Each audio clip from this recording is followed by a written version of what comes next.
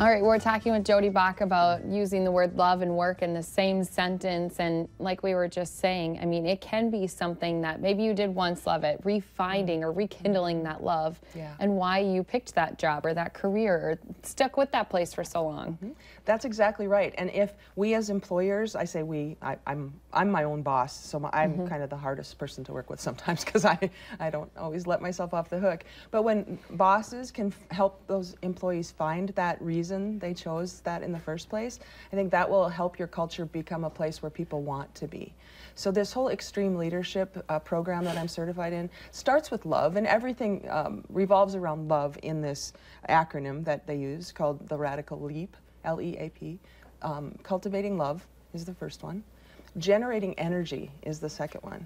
Think about energy at work. You have a lot of energy. I watch you early in the morning. I had some cranky energy earlier. Well, yeah, you're hangry. We need to get you that heart-shaped pizza that's coming up, right? Get you some food. But when you can generate energy, even in spite of the yucky things that happen at work sometimes, that gives people an opportunity to stay connected with what they did. The A is my favorite in the LEAP acronym, and it is inspire audacity. And audacity is a bold and blatant disregard for normal constraints in order to change the world for the better. So think about that. You have to take some risks. You have to be willing to be audacious in allowing your employees that. And then the P is provide proof. And proof says, I have to prove it to you that I'm doing this. I can't just say it. And then I have to prove it to you, I have to prove it to myself, and I have to prove it to you that I'm proving it to myself. And so that's where accountability comes into play. So you talked in the last segment how you had to make a mental shift at one point to go, okay, I'm no longer going to be like X, I'm going to actually, what was that shift and how did you do it? Long story, but I had 4 bosses in a row that were jerks, right? Yeah. Now, were they really jerks? No. That was just your interpretation? Well, at the time, of course they were jerks, but it was me. I was the only thing they had in common. And when I look back, I had to get to the point where the 4th one said something to me that woke me up. And I thought, why does this keep happening to me? And it turns out I'm the only common denominator.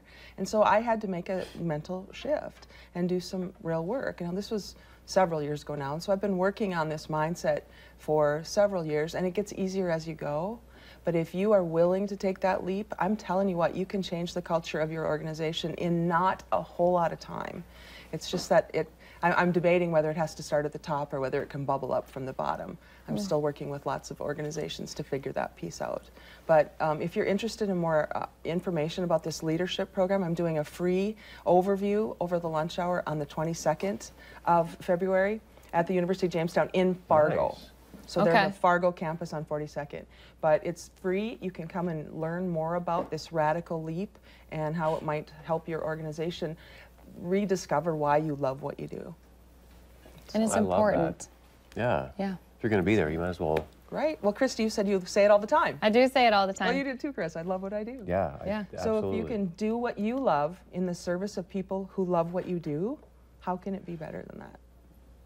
We're Say that one more time. Do what you love in the service of people who love what you do. My brain's not fully processing information well right now. Thank you very much. It's like a fortune cookie right I know. there. Yeah, exactly. All right, stick around. When we come back, we're going to make some heart-shaped pizza right after this.